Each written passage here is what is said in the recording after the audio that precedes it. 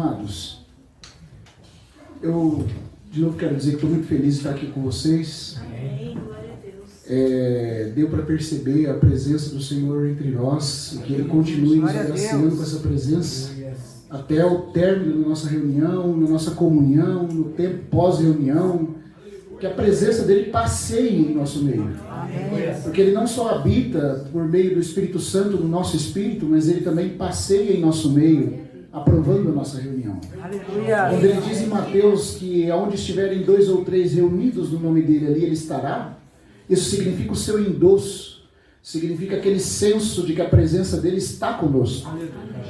Irmãos, não é toda reunião que nós podemos dizer que realmente é feita em nome do Senhor. Há muitas reuniões que, se não expressam a vontade do Senhor, na verdade é um abuso no nome dele.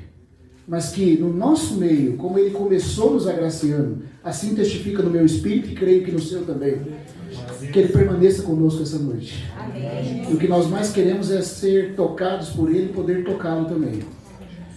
Né? Então eu fico muito feliz e também eu percebi uma coisa que o Espírito Santo foi fazendo nos louvores, no coração de cada um, a tônica que ele foi dando para nós, que já era uma coisa que no meu coração, eu posso dizer com toda a humildade aqui, que eu já vinha sentindo, de compartilhar com os irmãos a respeito do reino, da glória e do aparecimento do nosso bendito Senhor Jesus. Aleluia. Essa verdade que tem sido muitas vezes negligenciada nos púlpitos cristãos de hoje, que quase não é falada, quase não é ensinada, mas que é a grande verdade, a grande revelação para o fim dessa era. A verdade sobre o reino dos céus. Então é isso que nós vamos, pela graça do Senhor, estar compartilhando, tá? Queria que os irmãos abrissem comigo em um texto em Hebreus, capítulo 3, por favor.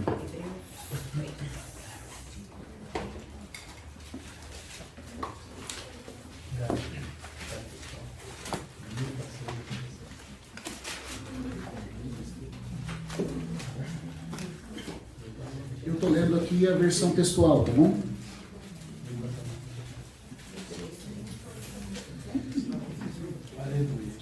Vamos ler esse versículo para que o próprio Espírito Santo nos toque nosso coração e que o Senhor mesmo nos impressione com a palavra dele. Capítulo 3, versículo 1 até o versículo 4. Na verdade, até o versículo 6, né? Vamos ler do 1 ao 6.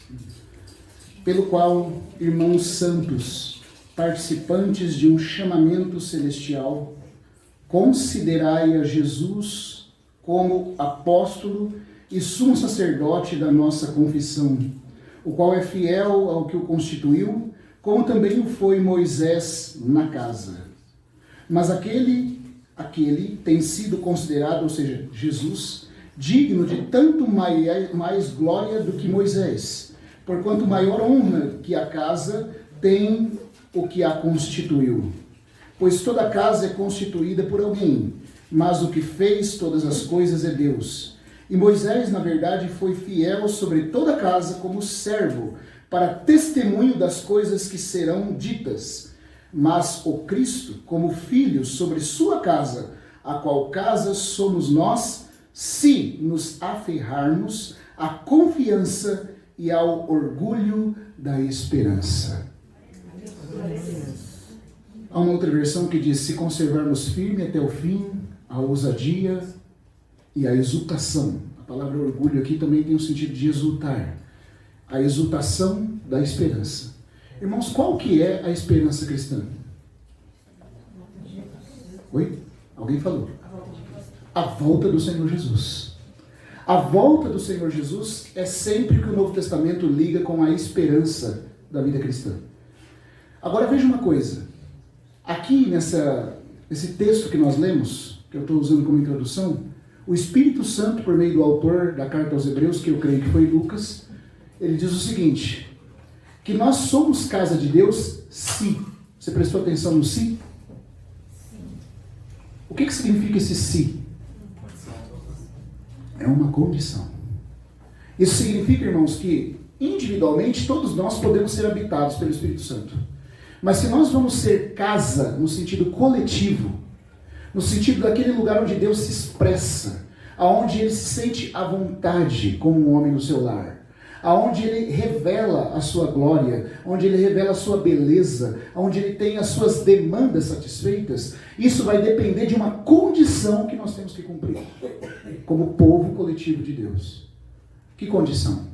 Guardarmos firme ou nos aferrarmos. Eu gostei muito da tradução da textual. Se aferrar significa agarrar e não soltar de modo nenhum. A ousadia e a exultação da esperança. A esperança não é a vinda do Senhor Jesus? O autor de Hebreus está dizendo aqui que se eu perder a capacidade de exultar no meu coração, quando eu penso na vinda do Senhor Jesus, eu estou desqualificado para fazer parte do seu testemunho. E sabe o que é interessante, irmãos? É que o capítulo 3 manda nós começarmos considerando a Jesus. Se você estudar o capítulo 3 e o capítulo 4 inteiro de Hebreus, você vai ver que ele está fazendo um paralelo da jornada do povo de Israel no deserto com a jornada cristã neotestamentária. Eles saíram do Egito, libertos pelo sangue do Cordeiro Pascal, sob a liderança de Moisés, e acamparam-se no Monte Sinai para que esperassem o quê? As diretrizes de Deus, uma revelação mais profunda do tipo de Deus com que eles estavam se relacionando, e então Moisés faz aquelas 11 subidas ao Monte Sinai. Moisés faz 11 subidas, cada uma num grau mais crescente de revelação, cada uma num grau mais profundo de conhecimento de Deus revelado ao povo. Numa das subidas, numa das 11, o Senhor diz a eles: sobe ao monte e fica lá. Dar-te-ei ali as medidas da casa. E ele diz a ele que ele vai dar também o testemunho para que seja posto dentro da arca. Moisés sobe, quantos dias ele fica escondido? Com Deus. Você sabe que quando ele se aproxima, o povo fica distante. Depois Deus põe limites no monte. Aí você tem os 70 que sobem, os anciões de Israel junto com Arão e Hur. Deus desce, eles comem e bebem na presença de Deus, mas na nuvem escura, naquele ponto mais culminante do monte, só Moisés adentra. E ele fica escondido ali com Deus, sem comer e nem beber, durante 40 dias e 40 noites. E o que começa a acontecer no pé da montanha? Oi? O que começa a acontecer com o povo? O povo diz assim: faz-nos deuses que vão adiante de nós. Porque esse termo este é pejorativo. Este Moisés que nos tirou, não sabemos o que será dele. Agora o autor de Hebreus vai traçar um paralelo para nós. Nós também saímos do Egito verdadeiro, debaixo da potestade de Satanás, e não de um faraó apenas, com um sangue maior do que o sangue do Cordeiro Pascal, o sangue do Cordeiro de Deus. Nós também começamos a jornadear pela fé rumo a um reino e a um chamamento. O chamamento de Israel era terreno ou celestial? Eles saíram para herdar uma herança na terra ou no céu? Na terra. E nós saímos para herdar uma herança na terra ou no céu? No céu. Então qual chamamento é maior? O nosso. Mas olha o paralelo que ele está traçando. Amados irmãos, participantes do chamamento celestial. Quem aqui participa? Eu participo, irmãos. Você também participa. Se você crê em Jesus, mesmo que você não tenha consciência, comece a ter hoje. Você participa de um chamamento superior a qualquer coisa que Canaã podia ser para o povo de Israel. Só que você, assim como eu, fui tirado debaixo de uma potestade maligna por um sangue superior ao sangue do Cordeiro e fomos introduzidos em um relacionamento com Deus de amor em aliança. Só que o que aconteceu com aquele povo? Eles passaram a desprezar o enviado de Deus. Eles não consideraram o mediador do pacto. Eles olharam e falaram: este Moisés que nos tirou, não sabemos o que será dele. Moisés subiu depois e ficou 40 dias oculto na nuvem com Deus. Assim também o Senhor Jesus cumpriu a obra da redenção, libertou a todos nós e ascendeu aos céus. E está escondido com Deus. Você está vendo o paralelo? E agora é que vem o perigo. O povo de Israel apostatou no seu coração e voltou ao Egito. fazendo deuses, desprezando o líder da libertação. Isso pode acontecer também conosco. Nós podemos ter começado a carreira cristã, libertos pelo sangue do Senhor Jesus, introduzidos no relacionamento com Deus, mas se nosso coração não guardar a exultação da esperança, nós também vamos dizer, este Jesus que foi assunto ao céu, não sabemos nem mesmo se ele vai voltar. Irmãos, já há cristãos que acham que é uma perda de tempo pregar sobre o bendito aparecimento do nosso Senhor Jesus. Essa é a marca da apostasia. Essa é a marca da apostasia. E aonde não há esperança pela parousia, há sim desvio para a apostasia. A parousia do Senhor Jesus inflama o seu coração. Quando você pensa na vinda dele, isso faz seu coração bater mais forte. O verbo exultar significa ficar fora de controle de alegria. Se a menção da vida do Senhor não causa em nosso coração exultação, nós já incorremos em um pecado, posso dizer, mais grave do que o povo de Israel. Porque eles saíram para uma herança terrena e desprezaram o seu capitão. Nós saímos para um chamado celestial. O nosso sumo sacerdote é do céu. O nosso comandante e líder, apóstolo enviado, é do céu.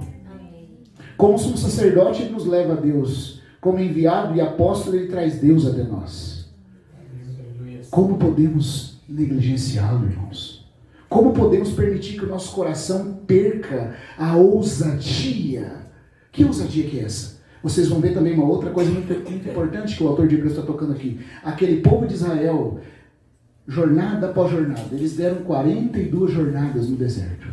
Mas jornada após jornada, exceto 2 homens da geração que saiu do Egito, eles eram cada vez mais frouxos e fracos na fé.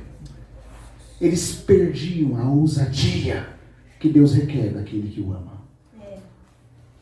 E por fim, a esperança. Canaã já não se tornava mais motivo de esperança para a maioria, mas motivo de negligência. Irmãos, quando nós pensamos não na Canaã terrena, mas no reino que há de vir, isso inflama o nosso coração? Isso mexe. Isso faz a gente querer abandonar tudo. Isso faz a gente querer ter um propósito. Amados, nós estamos no fim dos tempos. Há homens de Deus do passado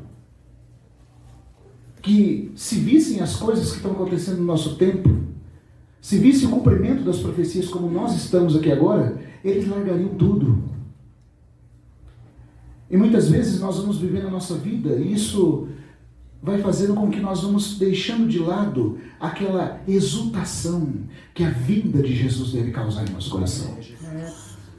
Irmãos, o autor de Hebreus fala, considere atentamente isso. Por que aquele povo de Israel foi rejeitado como casa de Deus no deserto? Sim, Deus os levou, a geração mais nova ele introduziu, mas todos os outros tombaram no deserto. Por quê? Porque perderam a exultação da esperança. Então, o requisito para sermos casa de Deus, coletivamente eu estou falando, e para que nós adentremos o reino, é preservarmos a exultação da esperança. É darmos ênfase cada vez maior na vinda bendita do nosso Senhor Jesus. Só isso vai guardar o nosso coração de apostasia. Aonde nós vamos deixando de pensar na era vindoura, Satanás vai lubridiando o nosso coração.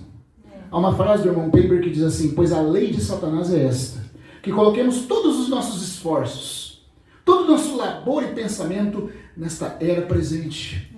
E que gastemos nossos esforços com ambições, com coisas que podem promover o nosso glamour, a sensitividade anímica, aquilo que vem da alma, que satisfaz o intelecto e as emoções apenas, ou até mesmo aquilo que vem da carne. E pratiquemos isso com toda a liberalidade, para que nosso coração fique fixado aqui e não pensemos naquela era por vir, aonde o príncipe desse mundo será revelado, não como Deus e príncipe, mas como cativo e algemado. Satanás não quer que você pense na glória que está destinada a você e nem no que vai ocorrer com ele. Então ele sobrecarrega o nosso coração. Então ele engana e lubridia. E nós vamos sem querer, irmãos.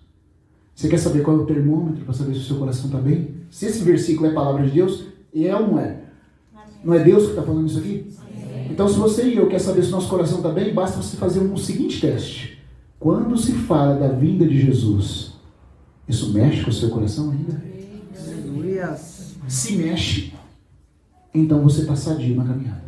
Aleluia. Se não mexe, irmãos, é tempo de nós nos arrependermos. Para não sermos achados com aqueles que não consideram. Essa palavra considerar, ela é uma palavra bem interessante. Porque ela é com, significa de junto, e sídios, que vem do sânclico, que significa fixar uma estrela. A ideia é que o Senhor Jesus é a mais brilhante estrela do céu. E que você tem que pegar o telescópio de fé e olhar para ele. E não tirar os olhos dele. Aleluia.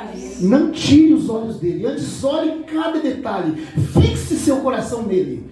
Veja quão grande ele é no seu sacerdócio e no seu apostolado. Como apóstolo, ele é representado por Moisés. Como sumo sacerdote, ele é representado por Arão. Tanto para trazer Deus a nós, como para nos levar a Deus, ele é todo suficiente. E o que ele vai ganhar com isso, irmãos? Ele nos introduzirá no seu reino por vir. Então, isso aqui na verdade é só uma colocação introdutória, porque o que eu quero falar para os irmãos aqui hoje é a seguinte questão. Se nós estudarmos a história da igreja, e acompanhem a minha palavra, irmãos, que eu já compartilhei isso com o pastor Anderson e com o Tiago, pastor Tiago também, a gente estava compartilhando um dia que a gente se conheceu. Estude a história da igreja com cuidado. E você vai ver que há um progresso na edificação da igreja do Senhor Jesus.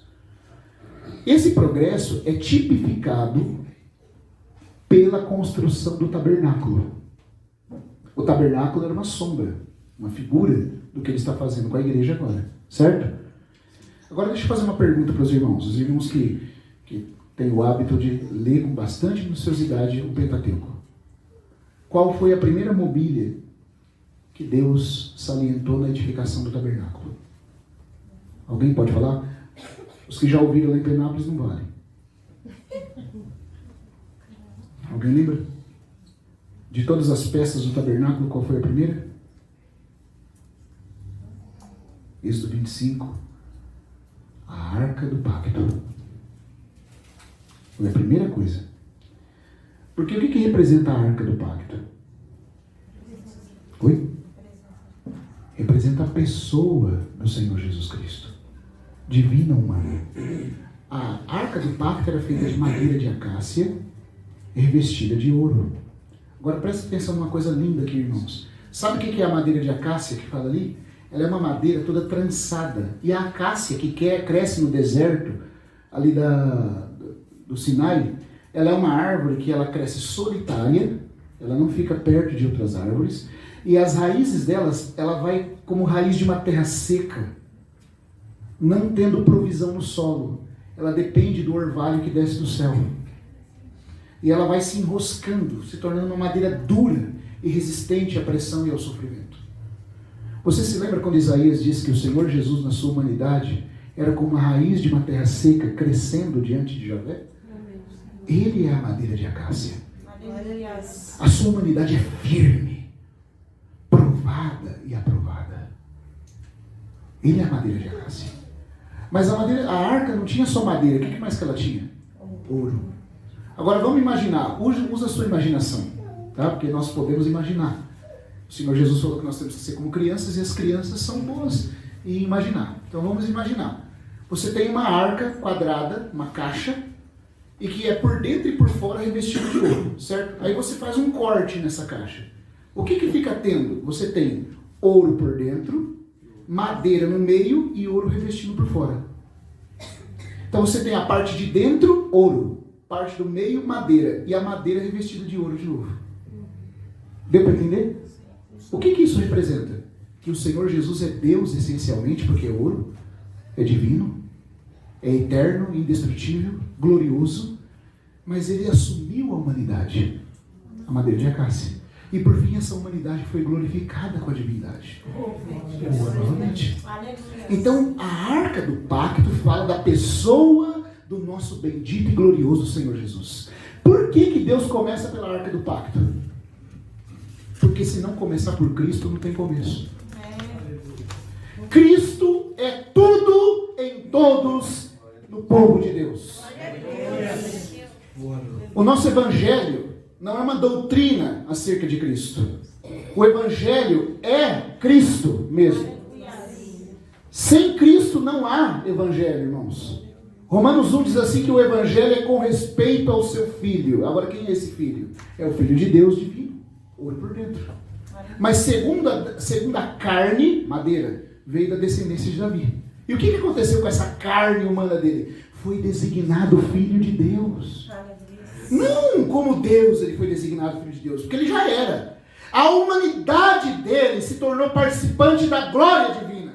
Quando ele ressuscitou dos mortos, foi mostrado que aquela glória que estava dentro dele fazia dele o homem aprovado de Deus, que carregava Deus essencialmente e nele habitava corporalmente toda a plenitude da divindade. Então o seu filho, ouro, segundo a carne, madeira, veio da descendência de Davi e foi designado, apontado, manifestado como filho de Deus. Aleluia. Mediante a ressurreição. Porque se ele não fosse Deus, ele teria morrido como os outros homens e ficado na morte. Mas quando ele ressuscita e a sua humanidade é glorificada, você sabe que esse homem é distinto dos outros homens. Então, e aí Paulo diz que o evangelho é com respeito a esse. O evangelho se centra nele. Não existe evangelho sem ele. Não existe revelação de Deus sem ele. Não existe salvação do homem sem ele. Não existe nada sem ele, irmãos. Tem que começar por ele. Porque por ele, por meio dele e para ele são todas as coisas. Aleluia. Aleluia, irmãos. Só que olha que interessante. Já na arca do pacto você tem algumas coisas sendo semeadas. Porque a arca, qual era a medida dela? 2 côvados e meio. Pode falar. Agora vale. Eu estou lendo aqui. Pode ler. Seu comprimento será de 2 côvados e meio. Sua largura de côvado e meio. 1 côvado e meio. E a sua altura de 1 côvado e meio. Altura de 1 côvado e meio. Largura 1 côvado e meio. E comprimento 2 côvados e meio. Você vê que as medidas dela é tudo de metade? Não tem nada completo? Por quê? Porque está dizendo para nós que o coração do Senhor Jesus é um coração de comunhão. Embora em si mesmo ele seja perfeito, mas na obra dele, se é 1 côvado e meio, tem que ter o outro meio. E o que é isso, irmãos? É que no mistério de Cristo está o mistério da igreja. Cristo é, na obra de salvação, complementado pelos seus. Ele veio para nos salvar, para nos introduzir numa aliança. E não existe uma aliança só de uma parte. Tem que ter outra parte. E a arca é a arca da aliança, do pacto. Então isso fala de Cristo e de Cristo vindo se unir a nós. Esse é o início da obra de Deus. Tem que começar por aí, irmãos. Qualquer outra coisa chamada de igreja que não começa por aí não é igreja. Pode ser uma reunião de pessoas muito bem intencionadas, pode ser até um Rotary Club, mas não é igreja. A igreja tem como fundamento a pessoa do Senhor Jesus. Quando Pedro falou a respeito de Cristo, na confissão em Cesareia de Filipe, Jesus olhou para eles e falou assim: quem diz o povo que eu sou? E eles só falaram das partes boas, né? Não falaram das coisas horríveis que estavam falando de Jesus. Uns dizem que tu és Elias, outros dizem que tu és João Batista, outros dizem que tu és Jeremias, ou algum dos profetas. E aí Jesus olha para eles como se eles também não fossem homens, ou não fossem do povo. Mas e vós? Quem diz os homens que eu sou? E depois ele pergunta, mas e vós? Como se eles fossem mais do que só homens. E eram, porque agora estavam seguindo a ele, estavam entrando nessa aliança. E aí Pedro, iluminado pelo Espírito Santo, fala, tu és o Cristo, o Filho do Deus vivo. E o que Jesus fala? Bem-aventurado és, Simão Barjonas, porque não foi carne e sangue que te revelaram, mas o meu Pai que está nos céus. Agora veja ele falar, também eu te digo que tu és Pedro, e sobre esta rocha edificarei a minha igreja. O que é a rocha ali, irmãos? A revelação. A revelação acerca da pessoa de Cristo. A igreja é edificada à medida que ela cresce em um conhecimento relacional e experimental com a pessoa do nosso Senhor Jesus. Por isso tudo começa pela arca, certo? Agora olha que interessante, qual é a última coisa que ocorre no tabernáculo? Depois começa pela arca, vai para o propiciatório, depois vai passando para as cortinas, para as tábuas, e vai indo, vai chegando na mobília externa. Quando Moisés faz todas as coisas de acordo com o que Deus havia determinado, ele unge o tabernáculo. Aí o que acontece lá em Êxodo 40? Os irmãos vão entender por que eu estou falando isso aqui. Queira Deus, né, que o Espírito Santo nos ilumine para entender. O que acontece lá em Êxodo 40? A última coisa que ocorre depois que Moisés terminou de fazer tudo de acordo com o que Deus queria.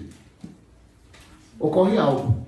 Uma nuvem cobriu. A nuvem da Shekinah, a glória visível de Deus, apareceu e encheu e cobriu a casa inteira.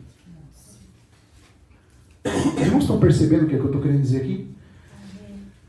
O processo de edificação da igreja começa com relação à pessoa de Cristo, mas termina com a vinda da glória. Você entendeu? E a glória enchendo a casa significa Cristo voltando para ser glorificado na igreja, irmãos. Porque o que é o tabernáculo se não a igreja? Não é verdade? Nós nos lemos em Hebreus que se nós conservarmos a ousadia, a esperança e a exultação, nós seremos casa dele. Então nós somos a casa. Só que agora a glória que estava só sobre a arca que ela está fazendo, ela tomou a casa toda. Aquilo que começou apenas em Cristo vai se tornar porção de todos nós. O que é a glória enchendo a casa? Na linguagem do Novo Testamento, me acompanhe agora em 2 Tessalonicenses capítulo 1, por favor.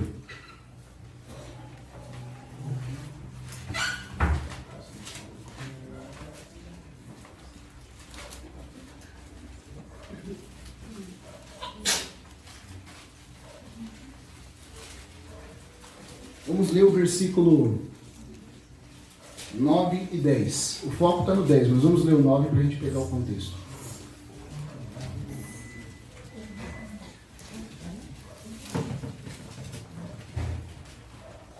Glórias a Deus.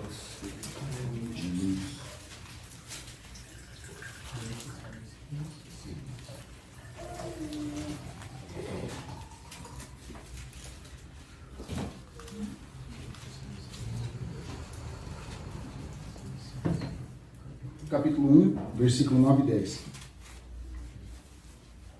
Aqui Paulo diz assim, ele falando acerca dos incrédulos que perseguem os cristãos.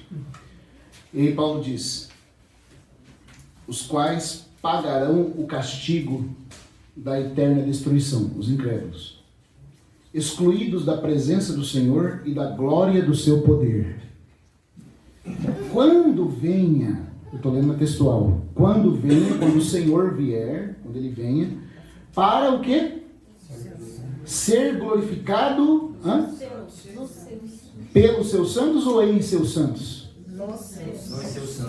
Nos seus santos. Aleluia. Ele será glorificado nos seus santos. Quem são os santos? Glória a Deus. Em quem ele vai ser glorificado? Em nós. Aquela glória que estava só sobre a arca, irmãos, ela saiu para fora da casa. Aleluia. E aí, de repente, quando você olhava para a casa toda estava cheia de glória. Aleluia. Sabe o que isso significa? Por um lado, Cristo está dentro de nós. Glória a Deus. A arca escondida dentro do santuário. Mas por outro lado, quando ele voltar, ele vai sair de dentro de você como glória. Aí vocês vão ver que cada um de nós, de fato, éramos filhos de Deus.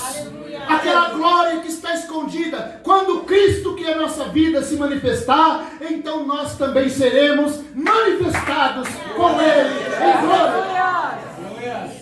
E Cristo vai voltar para um lado para nós, mas por outro lado Ele vai irradiar de dentro de nós. Aleluia. As pessoas vão olhar assim, e em um piscar de olho você vai ser arrebatado e aparecer brilhando como um sol. Aleluia. Ele não vai voltar só para ser glorificado por você. Ele vai voltar para ser glorificado em você. Em você. Irmãos, que coisa linda. Você sabe o que é isso? Esse momento da glória saindo de dentro de você? Você se resplandecendo como um sol no reino do Pai? Sabe o que é isso? É a chegada do reino.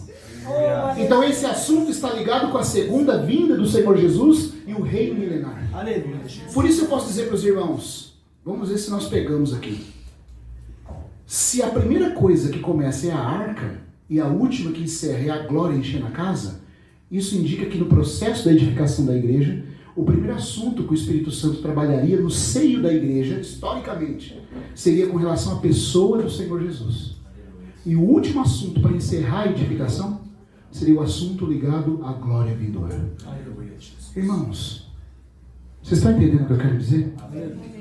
O fato de nós estarmos aqui essa noite falando essa palavra, e o Senhor está revelando numa geração toda a iminência da sua chegada, é porque esse momento está chegando. Porque todas as outras coisas já foram trabalhadas na construção desse tabernáculo. A última coisa que está faltando é a glória encher a casa. Maranata, Senhor Jesus. O apóstolo fala que ele vai ser glorificado nos seus santos e vai voltar para ser admirado. Admirado significa que as pessoas vão ficar embevecidas. Como é o nome do irmão? Felipe. Felipe no trabalho dava testemunho de Jesus, falava que era filho de Deus. Ninguém dava bola. Precisava do Espírito Santo iluminar o coração do indivíduo. Ninguém acreditava se o Espírito Santo iluminasse. Mas naquele dia, irmão, vão saber o que você é de verdade. Porque 1 João diz assim: filhinhos, agora já somos filhos de Deus. Filho tequinon, filho bebezinho. E ainda não se manifestou o que haveremos de ser. Mas sabemos que quando Ele se manifestar, seremos semelhantes a Ele. A glória está dentro, mas vai sair para fora. Santo Deus, aleluia. A lagarta vai virar borboleta. E as asas que sempre estiveram na sua natureza vão aparecer. Amados, é esse momento que nós estamos aguardando. Você sabe o que é maravilhoso? Esse conhecimento sobre a glória e a vinda do Senhor Jesus permaneceu oculto na história da igreja durante muito tempo. Os apóstolos morreram e todas as verdades estavam semeadas ali no início com eles.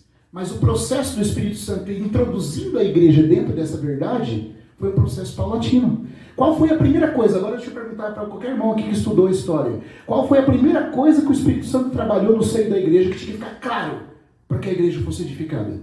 A pessoa de Cristo. A pessoa de Cristo, a Trindade. Sabe quantos séculos o Espírito Santo martelou a questão da Trindade e da pessoa divina humana de Jesus? 3 séculos. 300 anos foi só para falar da arca. Os irmãos estão entendendo o paralelo que eu estou falando aqui? Aí depois foi para falar da arca. 300 anos falando da divindade de Cristo, mais 200 anos falando da humanidade dele. Então já sobe para 500. Aí falo da arca completa.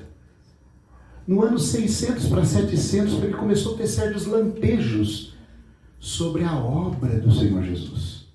Porque depois da arca, qual foi a outra mobília que Deus colocou junto com a arca? Se formando uma só peça com ela. O propiciatório. E o propiciatório é o lugar que o sangue era aspergido para obter expiação, perdão. Estude a história da igreja e você vai ver. Só que eu acho, irmãos, oh meu Deus, eu fico até empolgado aqui. Eu falei para sentar aqui, mas tem hora que dá vontade. Irmãos, pensa só uma coisa. Os pais da igreja e os irmãos da escolástica medieval não estavam lendo a Bíblia para fazer as coisas desse jeito. Foram inquietações que o Espírito Santo foi produzindo no coração deles. E as inquietações que o Espírito Santo produziu na igreja estava de acordo com o modelo da sombra do tabernáculo. Ele começou com a arca no tabernáculo, depois foi para o propiciatório. Ele começou com Trindade e Cristo e depois foi para a obra de Cristo. Você está vendo o mesmo modelo? Depois da expiação, Lá pelo ano 1000 foi ficar claro o que era a expiação. Anselmo de Cantuária escreveu um livro chamado Cor de Humo. Por que Deus se fez homem? Foi a primeira vez em tratado cristão que a doutrina da propiciação e da expiação foi melhor compreendida. Não que ninguém cria nela antes, mas ela não era plenamente entendida. Os irmãos estão entendendo? Quando você vai estudar o tabernáculo, você vai ver que depois vai sendo colocadas as cortinas e as tábuas. E aí você começa a ver sobre justificação. Lutero foi levantado por Deus depois, para que com base na expiação se falasse da justificação pela fé. Já no ano 1500. E depois você tem toda a casa sendo edificada. Porque aquelas tendas... Eu não estou cansando vocês não, né? Não. Então tá. Vamos lá. Qual que era a ordem daquelas cortinas que ficavam sobre o tabernáculo? As primeiras 11 cortinas eram de linho. Isso tudo vai falar de justificação pela fé, irmãos. Por quê? 11 cortinas de linho, bordadas com querubim, estofa azul, púrpura e carmesim. 10 cortinas. Eu falei 11, na verdade são 10 cortinas. Acima dessas 10 cortinas lindas, quando você entrava no tabernáculo, você tinha um véu, um reposteiro, que era também da mesma forma, bordado com querubim, estofa azul, púrpura e carmesim. Você entrava. Mas quando você chegava dentro dele, você olhava para o teto, você via a mesma figura exibida em cima. Porque eram 10 cortinas desse mesmo material, cobrindo o tabernáculo. Acima dessas 10, tinha 11 cortinas de pele de cabra. Por que pele de cabra? A cabra é a fêmea do cabrito. O cabrito é uma figura daquilo que é diabólico, rebelde, satânico. E o número 11 é um número maligno, porque o número 10 fala da perfeição humana, assim como o 12 fala da perfeição divina, mas o que nem é humano nem divino é diabólico. Por isso o 11 fala do que é satânico. Mas você tem 11 cortinas de pele de cabra sobre as 10 de linho. E acima das 11 de cabra, uma pele bem grande de cordeiro tingido de vermelho. E acima dessa, pele de texugo ou de foca, cobrindo tudo. Sabe o que isso fala, irmãos? Primeiro, as 10 de linho fala da humanidade perfeita do Senhor Jesus. Ele em si mesmo é justo. Ele em si mesmo guardou toda a lei em nosso lugar. Ele é a nossa cobertura. Ele é a nossa justiça nessa edificação. Ele tem o ouro da divindade, a púrpura da realeza. Seu caráter é real. Ele é tão fino e retorcido, forte. A humanidade dele é tão estável. Ele nunca fala quando não é para falar. Ele nunca fica calado quando deve falar. Ele nunca pede desculpa pelo que ele fala. Um homem que nunca pede desculpa na vida ou é muito orgulhoso, ou é doido, ou é santo. No caso de Jesus, ele é santo mesmo. Você nunca vai ver ele pedir perdão. Ai, Pedro, desculpa. Nossa, estava meio nervoso aqui. Ai, Pedro. Ele chama Pedro de Satanás uma hora e não pede desculpa, não. É verdade. Porque ele não tem do que se arrepender. Oh, irmãos. Que bendito é o nosso Senhor. Deus encontrou um homem que nunca se desalinhou dele.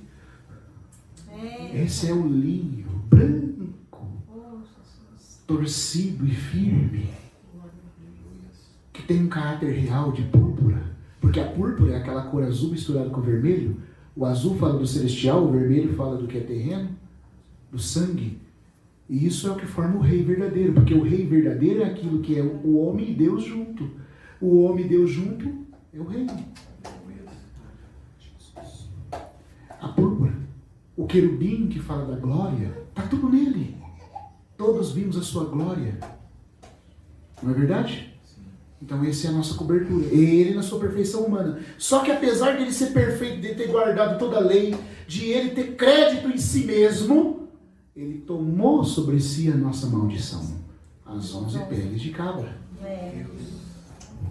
Ele foi feito pecado por nós. Mas Deus está dando um testemunho bem claro. É por vocês que ele está sendo feito pecado, porque ele nele mesmo é puro. Não entenda que ele está morrendo porque ele falhou em alguma coisa. Ele não está morrendo porque ele é culpado. Ele está morrendo pelos culpados. Até mesmo quando ele é feito pecado, ele não é feito pecado posicionalmente, nunca intrinsecamente. Intrinsecamente ele sempre é o linho branco. É por causa de mim e de você que ele está tomando uma culpa que ele nunca mereceu. Nós merecemos. E sabe o que acontece, irmãos? Quando ele é punido em nosso lugar, com a pele de cabra sobre ele, ele nos dá perdão. E sabe o que acontece com aquele linho branco de justiça, de crédito que ele tem? Ele acredita isso a nós, nos dando justificação. Então, remissão tem a ver com a punição que ele sofreu em nosso lugar. Justificação tem a ver com o crédito, que é ele mesmo, puro e aceitável diante de Deus, nos vestindo. E justificação é mais do que perdão. Justiça é positivo, enquanto perdão é negativo. Você e eu tínhamos uma dívida, Deus nos perdoou, não devo mais nada para Deus. Mas pode ser que eu não tenha ainda dignidade para me sentar na mesa com ele. Um bandido que é perdoado dos crimes pode sair pela porta da cadeia, mas nem por isso ele vai se sentar com a sua majestade. Agora, Cristo não só nos libertou da cadeia. Ele nos vestiu. Amém. Com crédito tal que eu posso me sentar com Deus na mesa como príncipe. Eu tenho um crédito infinito, porque é o Filho de Deus. Do mesmo jeito que Deus aceita Cristo, Deus me aceita. Tudo isso fala dessa cobertura, irmão. Só que esses assuntos só começaram a ser vistos depois que Lutero entendeu a justificação pela fé.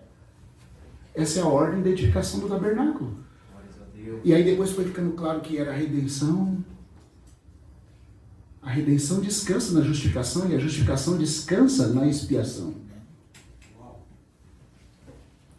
Por isso a pele de cordeiro sobre aquelas camadas de pele de cabra.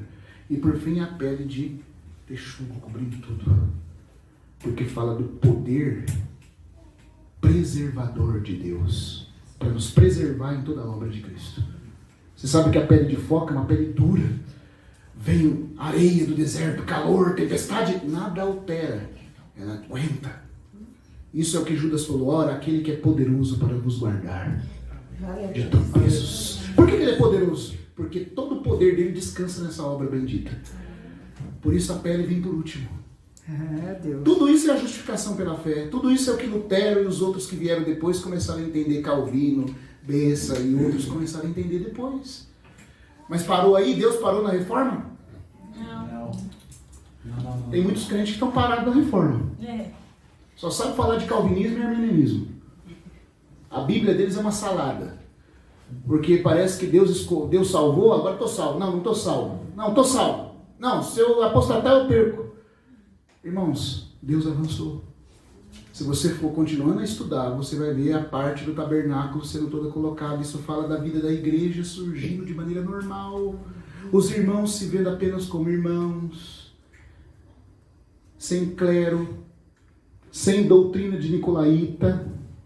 Eu não estou falando que não tem pastores, mestres, profetas, evangelistas. Tudo isso aí tem. Mas isso não é posição hierárquica. Isso são funções espirituais. E depois que os irmãos morávios foram levantados, os avivamentos começaram a acontecer na história da igreja e eles começaram a se amar apenas como irmãos. E a luz do que nós queremos viver, que é a vida da igreja normal, começou a brilhar. Isso é o tabernáculo ficando pronto, nas medidas de Deus, nos limites de Deus. O limite da comunhão cristã baseada na obra de Cristo e apenas na obra de Cristo e nada mais. Tudo isso foi ficando claro para esses irmãos. E a hora que a casa estava toda pronta, porque embora toda a igreja não viu tudo isso, mas são coisas que Deus já edificou, você está entendendo? Pode ser que toda a igreja não viu. Os irmãos estão conseguindo me acompanhar? Sim. Amém. Mas esse processo se deu já. Mas faltava uma última coisa. Tá, nós começamos a entender o que é a igreja, para que nós estamos aqui como filhos de Deus, mas qual é o fim de tudo isso? A glória vindoura. Deus quer uma casa edificada para que Ele possa encher e glorificar essa casa. E para que a glória dele apareça visivelmente sobre a terra. Glória a Deus, aleluia. Isso, irmãos, é a segunda vinda de Cristo. Agora, olha que interessante. Você sabe quando que os assuntos sobre a vinda de Cristo e o reino dele foram começados a ficar esclarecidos no meio do povo de Deus? No ano de 1800 para frente. Você está entendendo o processo de edificação? Quando os apóstolos estavam aqui, tudo estava claro. Mas eles partiram e o Espírito Santo foi introduzindo a igreja em todo o crescimento da verdade. E ele foi fazendo isso de acordo com a figura ilustrada da edificação do tabernáculo. O que me maravilha, como eu estou falando para os irmãos, é que ninguém pensou, vamos fazer assim porque o tabernáculo da desejo. Ninguém sabia o que era a tipologia do tabernáculo na época. Porque até o assunto da tipologia bíblica foi só a partir ali do movimento de Plymouth que foi ficando mais claro. Mas isso indica, irmãos, que se eu e você está reunido aqui com a esperança da vinda do Senhor, e eu sei que aqui os irmãos já têm estudado esses assuntos, têm mergulhado nisso, se alegre, irmão. Porque nós estamos fazendo parte do último processo da edificação da igreja. Isso indica que nós estamos no caminho certo. Deus não parou no que Ele fez lá atrás, Ele avança. E nós chegamos a esse ponto aqui agora. O ponto da casa ser enchida com a glória. O ponto do Senhor Jesus voltar e ser admirado nos seus santos. E estabelecer o reino, tipificado pela glória enchendo a casa.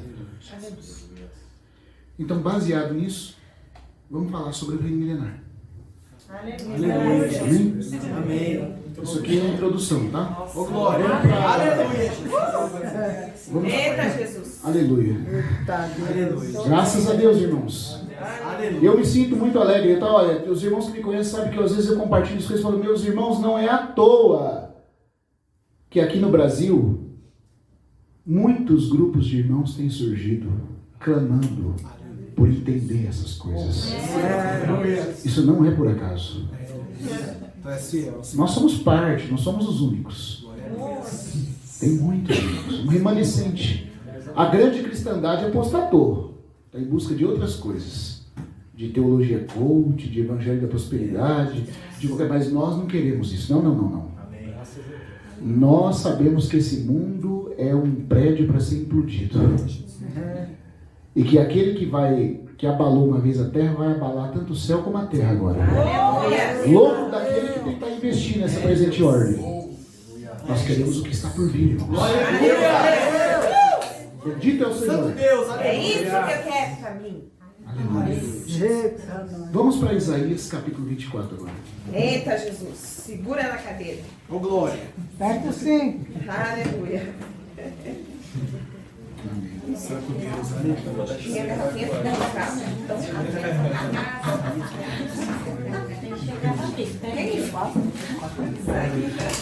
até me perdi. Aleluia.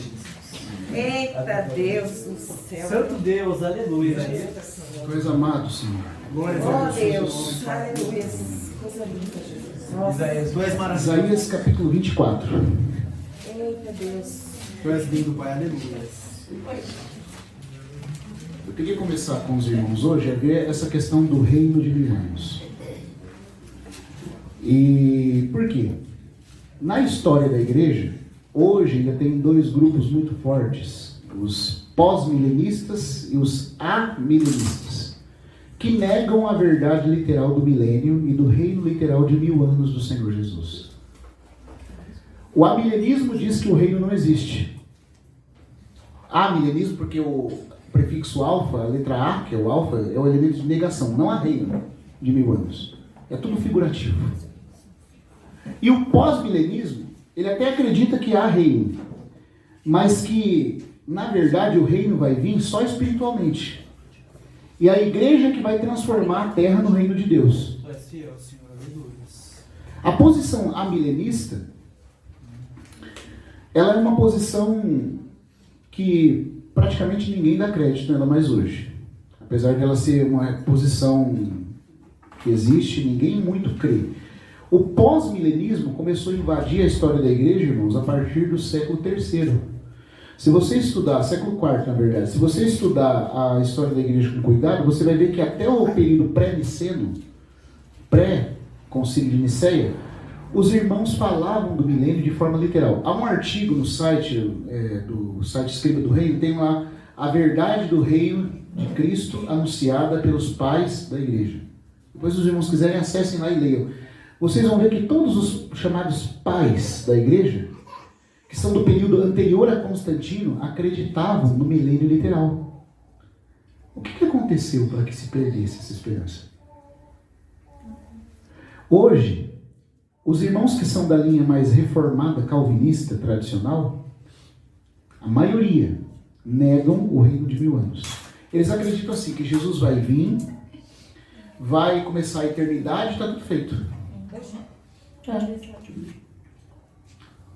Eles são, na sua maioria, amilenistas. E tem um grupo deles, também como irmãos de uma linha já pós-milenista, que falam o seguinte, que Jesus só virá depois que a terra for convertida no reino de Deus. Essa ideia é principalmente de ramo católico, mas também entrou no meio evangélico, com grande força. O principal propagador e criador do germe do pós-milenismo, ou seja, Jesus volta depois que a igreja fazer a terra virar o milênio. Irmão, você acha que a igreja vai dar conta de fazer a terra virar o milênio? Não. A igreja está dando conta dela mesma, de forma geral. Acho que ela vai fazer a terra virar o milênio.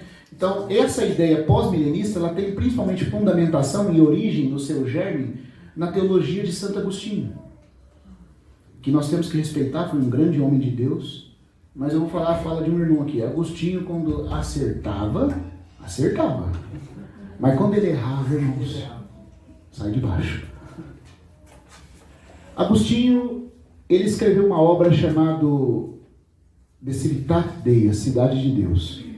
É uma obra apologética de quase 2.500 páginas. Vale a pena ler. Esse ano mesmo eu peguei para ler, quero ver se conclua ainda esse mês, já era para ter acabado. Irmãos, é impressionante a capacidade, o nível, a riqueza que tem ali dentro. Só que ele tem um problema.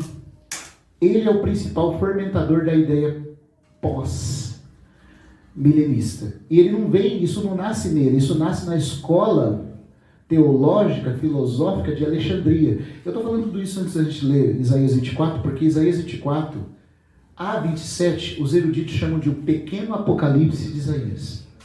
E você vai ver, só um adendo aqui, só uma digressão, que aquilo que João fala que Cristo vai reinar 1000 anos nessa terra, os pós-milenistas e amilenistas querem falar que é figurativo, que aquilo não é literal, e que nós não temos base para dizer que Cristo vai reinar 1000 anos aqui, porque aquilo só aparece no Apocalipse. E você não tem nada nos outros profetas bíblicos que fundamente isso. Ah, é? Toma. Aqui, ó, vai segurando. Nós vamos ver coisas surpreendentes nesses 4 capítulos de Isaías. Aleluia. Não só neles. Se desse tempo, nós íamos estudar Ezequiel 40, 48. Nós íamos estudar Daniel. Não vai dar tempo de ler tudo isso. E no próximo feriado. Mas, irmãos, é maravilhoso. Mais uma semaninha. É maravilhoso. Uma semaninha com a gente. Vontade não falta, irmãos. Puxa, que alegria. Eu posso dizer que a gente está se conhecendo aqui a primeira vez, mas parece que se conhece há tanto tempo. Glória a Deus. Eu não sei bem isso.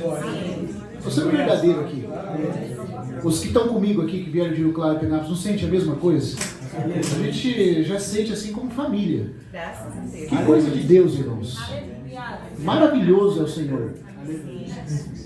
Então, eu quero gastar tempo com os irmãos nessa questão da doutrina literal do milênio, conforme a revelação bíblica nos mostra, e refutar o erro e apresentar o antídoto para que nós sejamos fortalecidos, para que a exultação da esperança seja arraigada em nosso coração. Para que nós não fiquemos crendo que nós estamos inventando, que nós estamos entendendo errado a Bíblia, e para que nós não só nos fortaleçamos, mas possamos ajudar outros que nós contatarmos. Na obra de Agostinho, como eu estava dizendo, quando ele chega a comentar os textos a respeito das profecias de Apocalipse, irmãos, assim, é maravilhoso o que ele faz nessa obra. Ele defende a questão da superioridade cristã sobre os mistérios e ritos pagãos.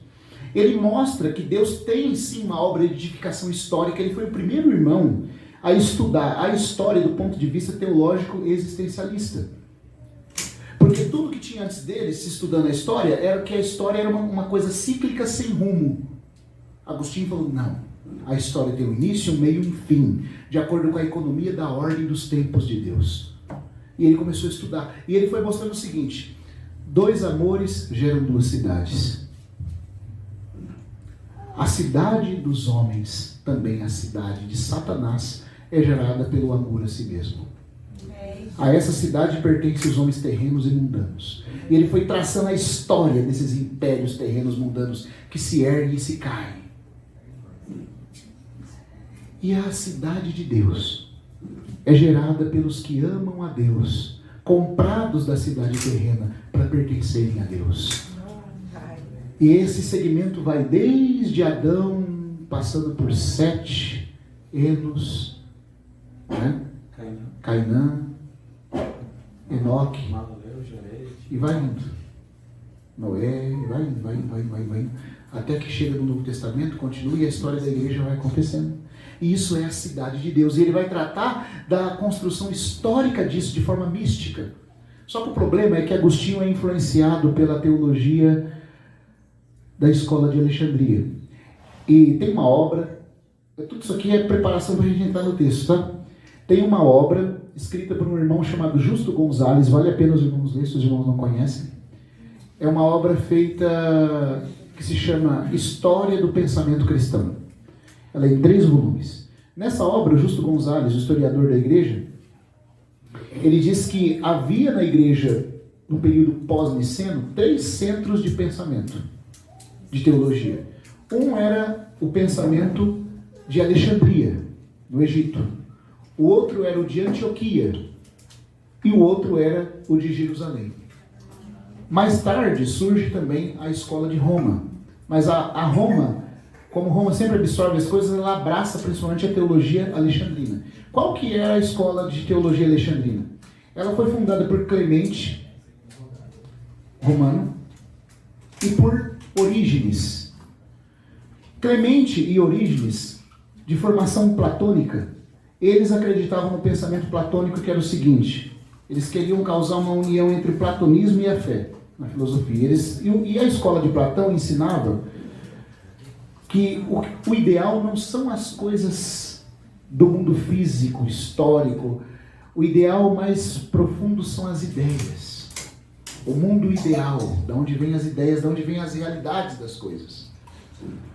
Então, o que a escola platônica vai passar a dizer no meio cristão?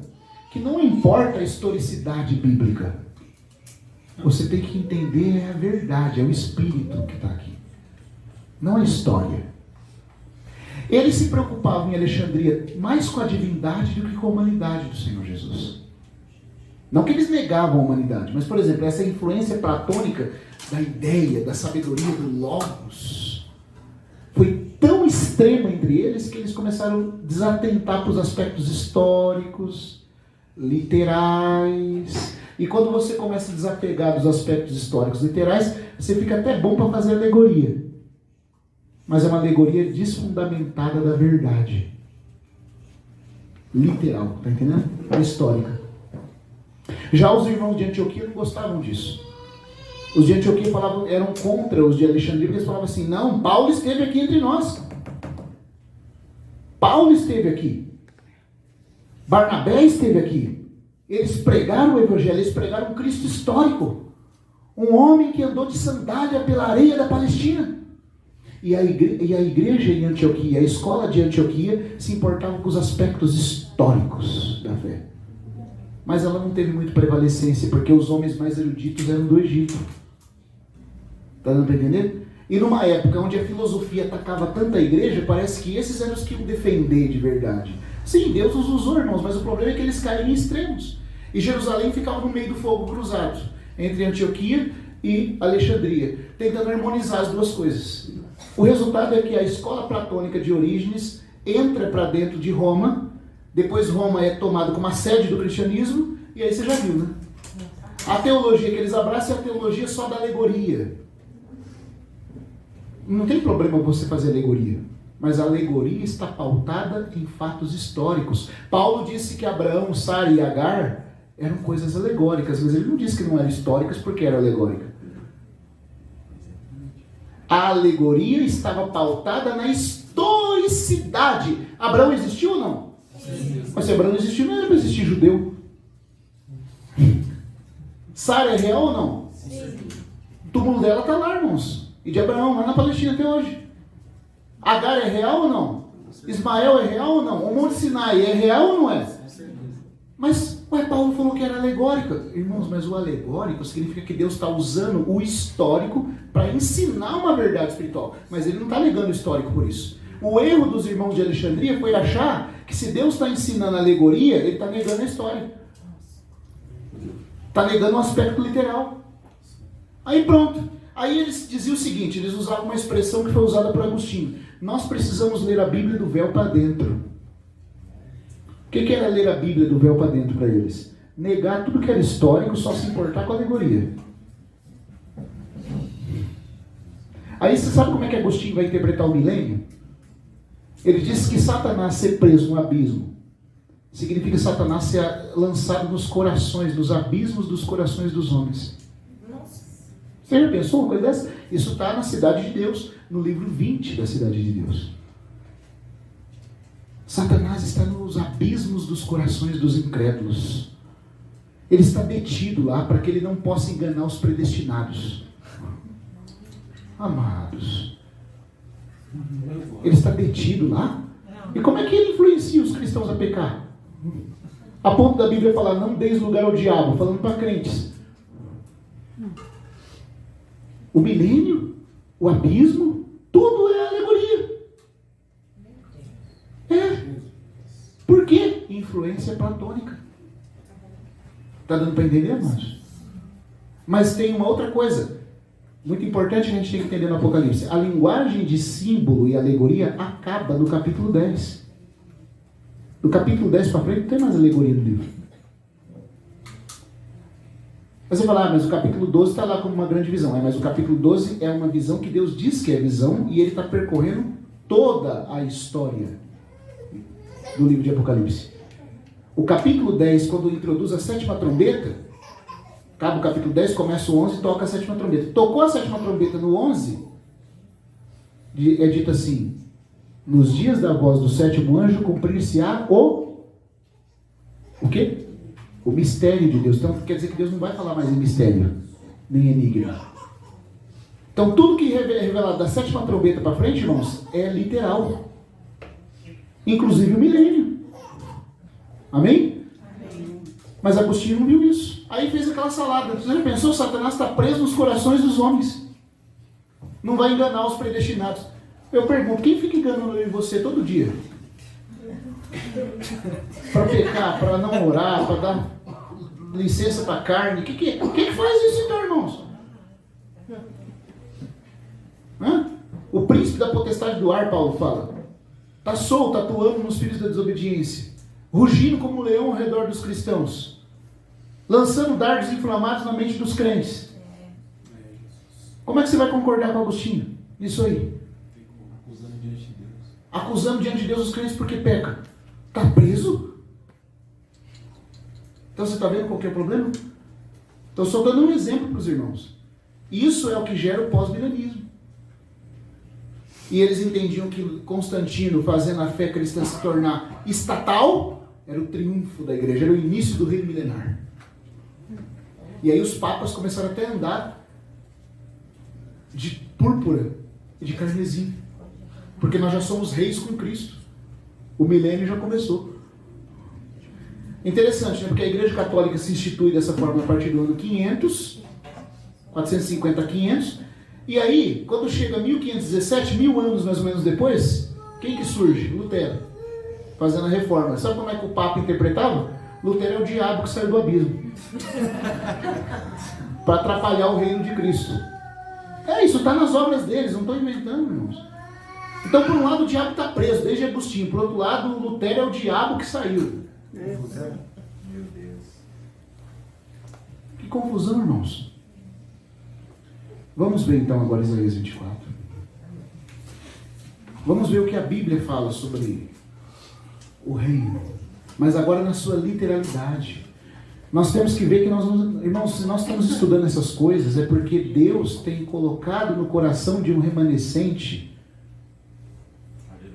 a necessidade de entender isso. Porque o reino vai vir e nós não conhecemos nada dele. Não sabemos o que é ser correios com Cristo, não sabemos os critérios para entrar no reino, não sabemos como vai ser o reino. Como é que nós vamos julgar? Em Apocalipse 20 diz que sentaram-se em tronos aqueles que foram facultados para julgar. Mas se eu não sei nada do reino, não sei as leis do reino, eu não sei, o Espírito Santo não me revelou o que é o reino, como é que eu vou julgar, irmãos? Você acha que o Senhor Jesus vai colocar meninos e crianças? A Bíblia fala que pobre é a terra cujo príncipe é uma criança. Se você e eu somos bebezinhos na fé, não entendemos nada dessas coisas, você acha que nós vamos reinar como? A Bíblia diz que Deus está nos preparando para julgar os próprios anjos. Eu não dou conta de julgar a minha vida. Então que o Senhor possa nos ajudar a entender tudo isso. Vamos aqui então em Isaías 24. Eu vou ler o capítulo todo e depois nós vamos comentando, tá? Eu não vou correr, tá, irmãos? Não vou, porque a gente vai ter mais tempo juntos. Então nós vamos ler. E que hora que é agora? 7 horas. 6 da tarde. 6h30. Ainda não deu 4h30. Na verdade, é hora do almoço. Olha só. Dá tempo. Vamos mais alguns minutos, talvez mais uns 30, 40 minutos, e aí a gente para e continua amanhã, tá bom? Começar de novo. Glória. E vamos ver se o Senhor nos permite chegar até o capítulo 27. Amém. Aqui há uma profecia, que é, aqui inaugura esse chamado pequeno Apocalipse de Isaías. Assim consideram Delitzsch, o irmão Nathaniel West, também outros eruditos como Gouveia e outros irmãos, eles mostram que aqui está um pequeno compêndio apocalíptico. Um resumo de tudo que Apocalipse fala que vai ser o dia do Senhor, ou o dia de Deus. Irmãos, também tem 3 expressões importantes na Bíblia que a gente tem que diferenciar. O dia de Deus, o dia de Javé, que é o dia do Senhor, e o dia de Cristo. Essas 3 expressões estão correlacionadas, mas elas não são a mesma coisa. Tá? O dia de Deus, ele começa desde o começo dos 7 anos finais dessa era e vai até a eternidade futura. Tudo isso é o dia de Deus. Entendeu? O dia do Senhor, o dia de Javé, é os 7 anos finais dessa era, onde ocorre todo o juízo de Deus. Todo o juízo de Deus para introduzir o reino milenar. E o dia de Cristo é desde que ocorre o arrebatamento dos vencedores e o tribunal de Cristo até o término do reino milenar. Então você vê que o dia de Deus abrange tudo isso aí. Os outros 2 dias estão dentro do dia de Deus. Entendeu? Mas o dia de Deus começa desde que começa os 7 anos finais dessa era e vai até a eternidade futura. Então por que eu estou falando isso aqui? É tanta coisa, irmãos. Eu quero ler o texto, mas eu preciso falar mais essa introduçãozinha aqui. Amém. Porque tem irmãos que dizem assim, mas Pedro disse que no dia de Deus os céus passarão com estrepitoso estrondo e os elementos abrasados se derreterão e virá novo céu e nova terra. Ele não fala nada de reino milenar. Você sabe que de acordo com o Apocalipse, novo céu e nova terra vem depois do milênio, né? E qual é a pedra de tropeço para os irmãos que negam o milênio aí, nesse caso de Pedro? É que Pedro falou que no dia de Deus os céus vão passar, as obras vão ser atingidas, enfogueadas, e virá novo céu e nova terra. Aí fala, cadê o milênio aqui? Pedro não falou do milênio. E aí? Só que Pedro não sabia? Não, irmãos. É porque, de fato, é no dia de Deus que tudo isso vai ocorrer. Está dentro do dia de Deus também. Certeza. Só que o dia de Deus ele não começa na vinda do Senhor para arrebatar a igreja e nem no reino milenar. Ele começa nos 7 anos finais dessa era. É quando Deus toma as rédeas da mão do homem e ele começa a julgar a terra. Entendeu? Porque tem uma outra expressãozinha interessante que contrasta com o dia de Deus, que está em 1 Coríntios 4 no grego literal, e eu creio que a versão textual faz a melhor tradução nessa parte. Paulo fala assim, porque a mim pouco me dá por ser julgado por vós ou por dia do homem. Expressão interessante. Dia do homem. As outras Bíblias trazem tribunal humano, mas aí tira o sentido. O que é o dia do homem? O dia do homem, ele começa desde o pacto de Noé e vai até os últimos 7 anos dessa era. É quando Deus entregou a responsabilidade de julgar o mundo na mão do homem. Lembra? Deus tinha feito o homem ser senhor sobre a criação, mas não sobre outro homem.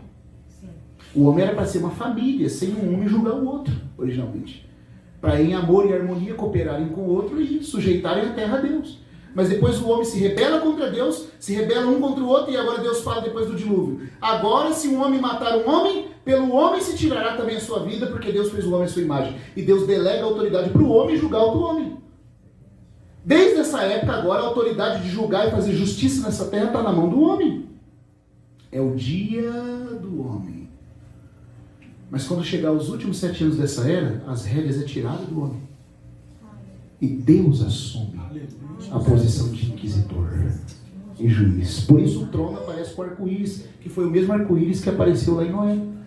Deus está vindo vindicar o que os homens não guardaram lá no dilúvio. Aí começa o dia de Deus. E até quando vai durar o dia de Deus? No dia de Deus ocorre os primeiros 3 anos e meio, os últimos 3 anos e meio, o arrebatamento dos santos, inaugurando o dia de Cristo. Ocorre o dia do Senhor completo, dos juízos, taças de ira sobre essa terra, e ocorre todo o dia de Cristo, que vai desde o arrebatamento até o reino milenário acabar. Tudo isso é o dia de Cristo. E aí tem aquele versículo em Filipenses que fala que o Senhor, que começou a boa obra, certamente a completará até o dia de Cristo Jesus. Sim, até terminar o dia de Cristo Jesus, ele vai terminar a boa obra que ele começou em nós. Por quê? Mas presta atenção, irmãos, o dia de Cristo não é só até a hora que ele aparecer em glória, é até terminar o reino milenar. O que significa que ele vai completar o que ele começou em você, nem que ele tiver que deixar você fora do milênio. Mas quando terminar o dia dele no milênio, você vai estar prontinho. Você entendeu? É isso que Paulo está falando. Aquele que começou a boa obra em vós, há de completar até o dia de Cristo Jesus. Quando terminar o milênio, não tenha medo. Você vai estar bonitinho para nós no milênio. O dia de Cristo, irmãos, é um dia muito longo. E ele está dentro do dia de Deus também. Entendeu? Agora, quando Pedro fala que no dia de Deus as obras serão tingidas e virá novo céu e nova terra, é verdade, porque depois que terminar o milênio ainda é o dia de Deus. Entendeu? Pedro não menciona o milênio, mas ele mencionou o dia de Deus que abarca o milênio inteiro. E antes do milênio e até depois do milênio. Porque Deus será tudo em todos. Aleluia. Depois que o Filho reinar, está escrito, durante 1000 anos, sujeitando todo o poder ao Pai, o Filho vai se sujeitar ao Pai, para que Deus seja tudo em todos. Então esse é o dia de Deus. Aleluia. Deus será tudo em todos no seu dia. Deu para entender, irmãos? Então quando Pedro não menciona o milênio, não é porque o milênio não existe, é porque a expressão dia de Deus abarca muita coisa. Está dando para acompanhar? Sim. Então agora vamos para Isaías 24.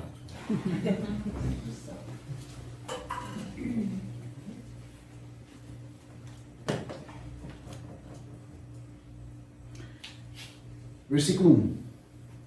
Eu vou ler o capítulo 24 todo. E aí nós vamos comentando.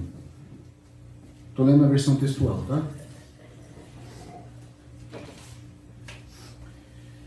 Eis que Yahvé esvazia a terra e a deixa desolada. Transtorna sua face e a faz espalhar os seus habitantes. O mesmo ao povo e ao sacerdote, ao servo e ao seu senhor, à criada e à sua senhora, ao comprador e ao vendedor, ao prestamista e ao prestatário, ao credor e ao devedor. A terra fica inteiramente esvaziada. Fica totalmente saqueada. A boca de Yahvé disse isto: de luto está a terra, e o universo se murcha. Os maiorais da terra desfalecem. A terra foi contaminada por seus moradores, porque transgrediram as leis e as ordenanças e o pacto eterno. Presta atenção nessa expressão, pacto eterno. Por isto uma maldição devora a terra, e seus habitantes o pagam Por esta causa, os habitantes da terra são consumidos, e a humanidade tem diminuído. O vinho novo escasseia, murcha-se a vide, e geme o coração outrora alegre. Cessa o júbilo dos pandeiros, cessa o rebuliço dos que se divertem. Cessa a harmonia da harpa, já não se bebe vinho entre canções. E o licor tem sabor amargo ao que o bebe. Quebrantada está a cidade do caos. Toda a casa está fechada para que ninguém possa entrar. Há lamentos nas praças pela falta de vinho. Todo regozijo tem se ensombrecido. A alegria se foi da terra. Na cidade só restam escombros. Suas portas têm sido feridas com a ruína. No meio da terra e no meio dos povos sucederá o que no varejar da oliveira, ou no rebuscar depois da vindima, por causa da majestade de Yahvé. Erguerão a voz desde o poente, dizendo: aclamai desde o oriente a Yahvé, desde as costas do mar ao nome de Yahvé, Elohim de Israel. Desde os confins da terra ouvimos cânticos, glória ao justo. Porém eu digo, os traidores traem. Os traidores traem traiçoeiramente. Terror, cova e rede sobre ti, ó morador da terra. Aquele que escapar do grito de pânico cairá na cova. Aquele que sair do fundo da cova ficará capturado na rede. As janelas do alto têm-se aberto. Abalam-se os alicerces da terra. A terra se sacode e se racha. A terra se parte em pedaços. A terra cambaleia, vacila como um ébrio, cambaleia como uma barraca. Tanto lhe pesa seu pecado. Desaba-se e não se ergue mais. E Yahvé visitará o exército das alturas. E os reis da terra amontoar-se-ão e ficarão encerrados, presos em masmorras. Depois de muitas gerações serão visitados.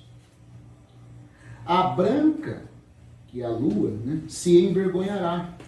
E o ardente, que é o sol, se confundirá. Quando Yahvé vier a reinar no Monte Sião e em Jerusalém, e diante de seus anciãos, seja glorificado. Amados, nós vamos ler, se é possível, até o 27, até terminar aqui o nosso tempo de encontro. Não hoje, amanhã. Mas, olha que coisa impressionante esse capítulo 24. Com razão, ele é chamado de Introdução ao Apocalipse de Isaías. E ele é um dos capítulos chaves para nós entendermos o que João está falando lá no capítulo 20 de Apocalipse. Um irmão já disse que se o que João está dizendo no Apocalipse capítulo 20 só aparece lá, então nós não temos direito, de fato, de interpretar que o milênio é literal.